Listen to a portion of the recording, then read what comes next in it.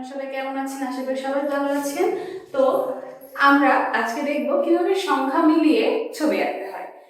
আপনারা স্ক্রিনে দেখবেন যে আমরা ঘরটা সংখ্যা মিলিয়ে আঁকবো। এই জন্য আপনারা চাইলে স্কেল ব্যবহার করতে পারেন। এখানে দেখবেন এখানে ডট দেওয়া আছে।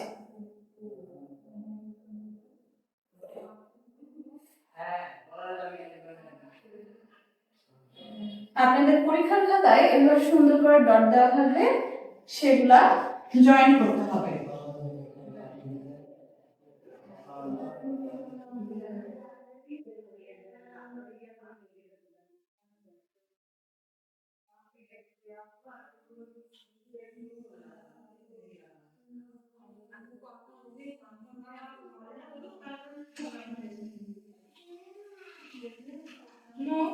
আমি কি করে আপনাকে দিব?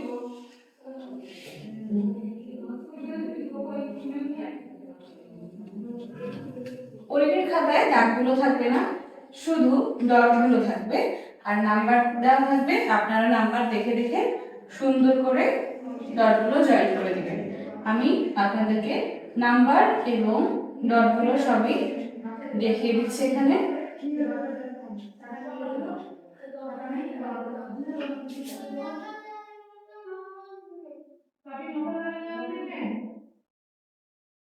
এক নাম্বার ডট, এটা 2 নাম্বার, এই ডটটা হবে 3 নাম্বার, এটা 4,